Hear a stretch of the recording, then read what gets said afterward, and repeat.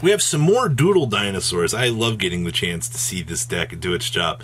We have one of the more interesting Labrynth lists that I've seen, and it looks like heroes aren't done yet for Top Cut. Heroes have a really high representation as of late. I wonder why.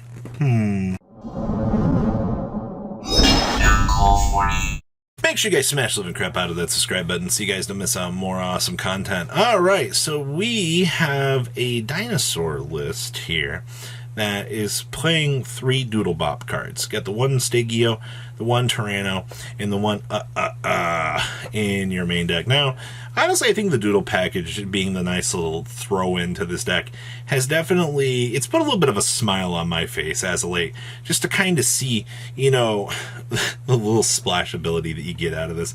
And I mean, to be fair, this thing is pretty easy to summon onto the field. Distributing over a dinosaur monster is going to be relatively easy for this deck. So, we have 2 copies of the Animador Archazor, triple copies of little baby Ceratosaurus. We have been forced to kind of play a buy-steal package at the moment, so we have 2 Druisworm with triple Magna Hut. It's just kind of unfortunately how the format has gone. You take it with what you get. We have 1 copy of Pankratops with 1 Yugioh. We have 1 Tyranno with 1 Giant Rex. We have 2 copies of Kashtira Fenrir with 1 Miscellaneous Ceratosaurus. 1 Pterodon with 1 copy of Scrap Chimera. We have 1 Scrap Refrigerator, and then we have 2 copies of Scraptor. Triple copies of good old Oviraptor with 1 True King Listogasm. And then 2 copies of Ultimate Conductor Machine. Then we have 1 Called by the Grave. 2 double evolution pill, that ratio never really changes.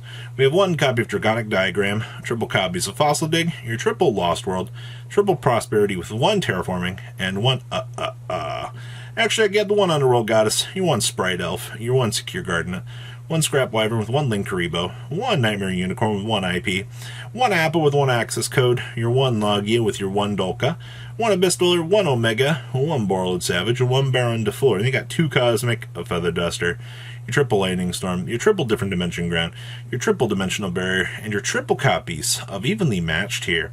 Wrapping up your dinosaur shenanigans. Not too bad. Next up here is Labrynth. Now, full disclaimer here, Labrynth, I want to see like the full trap build actually do something.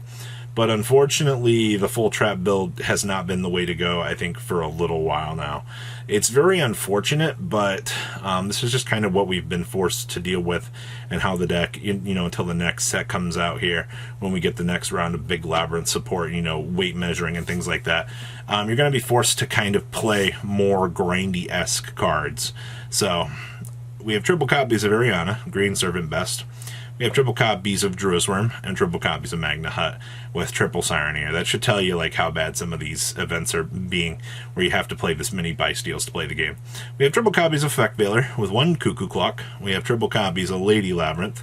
We have 1 Necro Valley with triple copies of Pot of Prosperity, triple copies of Compulsory Evacuation Device, 2 Punishments with 2 Goes in Match.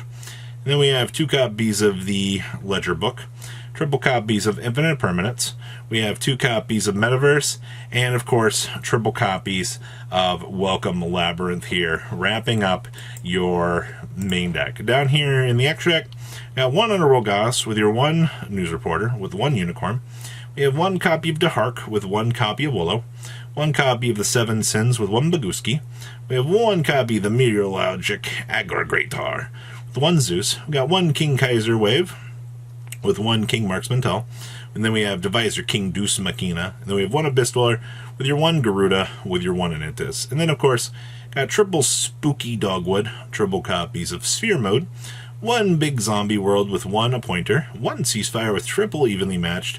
And then, of course, we got triple Solemn Judgment here, wrapping up what you would pretty much expect to be good stuff Labrynth deck. That's all pretty self-explanatory, honestly. Next up here is going to be Budget World. Now, I talked about this on a Market Watch a little while back as a deck that is really worth considering for your budget option trees here, and I still do mean that. The fact that this deck looks so cheap and is a deck that so many people are going to kind of toss aside and be like, oh, I don't want to play this. You know, for the chance to win a box, go through locals, and do relatively well. I think that that's a very good thing right now, especially like if you don't know combo and things like that. Really, really easy to consider. So we have 2 copies of Brow, we have 2 copies of Cerulli, we have 2 copies of Bigfoot with 1 Chupacabra, we have 2 copies of Mothman, triple Nessie, and then we have 2 copies of Ogopogo, 2 copies of Thunderbird with 1 Jackalope. We have triple copies of Genta with triple copies of Grapha. We have triple copies of Rainbucks, 2 copies of Silva, and we have triple copies of Snow. Then we have 1 copy of the Salamander Catalyzer. It's going to be an additional resource for you to discard. We have 2 copies of Dark World Ascension with 1 Archives and 2 copies of Puppetry. And we have triple copies of Gates of the Dark World here, wrapping up your main deck. Down in the extra deck, you have the 1 Underworld Goddess with 2 copies of Saruja. We have 1 copy News Reporter with 1 Akashic Magician. We have 1 Dragublion. We have 1 number 60 with 1 number 41, 1 number 38, 1 copy number 100, 1 Dingarisu, 1 Coach King, 1 Abyssdweller, and we have 2 copies of Grapha, Overlord of the Dark World.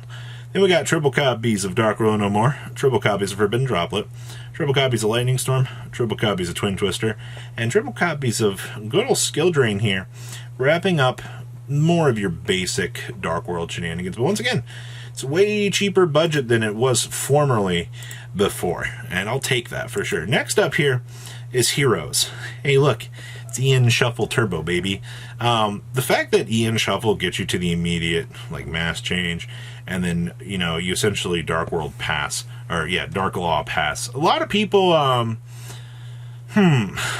lot of the hero players I've read are like, I don't like Dark Law pass. It's not up to my integrity. Doesn't matter if you have integrity or not. Your goal is to win the game, and ending on Dark Law. I mean, tiers going up like Chain Link 15 in the mirror.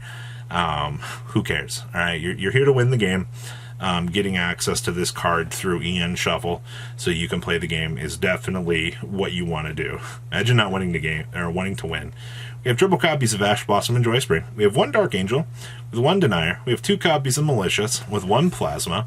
We have 1 Honest Neos with 1 Liquid Soldier. 2 copies of Shadow Mist with 2 copies of Stratos.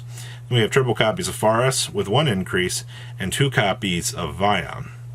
And then, of course, we have triple Hero Lives, 2 copies of Cosmic Cyclone, triple copies of Ian Shuffle, 2 copies of Forbidden Droplet, and then we have triple copies of Fusion Destiny.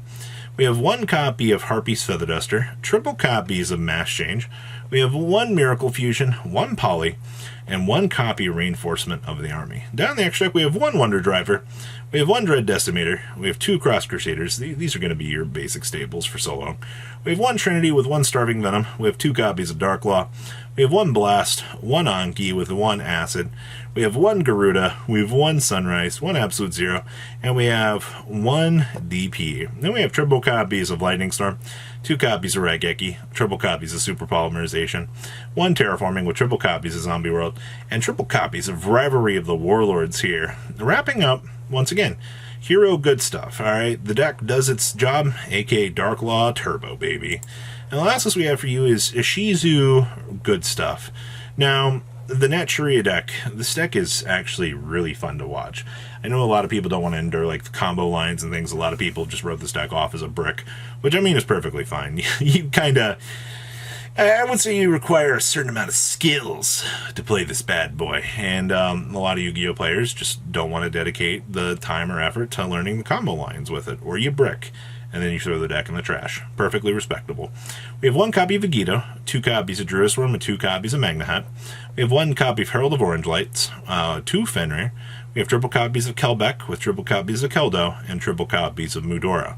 Then we have triple Camellia with triple copies of Mole Cricket, 1 copy of Sunflower with triple copies of Flourishing Hills, and triple copies of the Misting Seedlings. Then we got 1 Foolish Burial Goods, triple copies of Natria Blessing. We have 1 1-for-1. We also have 1 Exchange of the Spirits, 1 Gravekeeper's Trap, and triple copies of the Naturia Sacred Tree. Down in the extra deck, we got 1 Underworld Goddess, 1 Avermax with 1 Link Karibo. We have 1 Nightmare Unicorn with 1 Nightmare Cerberus. We have 1 IP Masquerena, 1 Asa with 1 Dugaris. We have 1 number 41, 1 Gaga Cowboy, 1 Zeus, 1 Abyssdweller. We have 1 Ching Ying, 1 Naturia Beast, and we have 1 Naturia Barkion here, wrapping up, quite honestly, one of the more interesting experiences out of the weekend here for this. So, what do you guys think about the interesting deck profiles for today? Please, comment down below, tell me what you guys think, and I honestly look forward to being back here later on today with some more cool ass content. Peace out, guys. Patrons, thank you.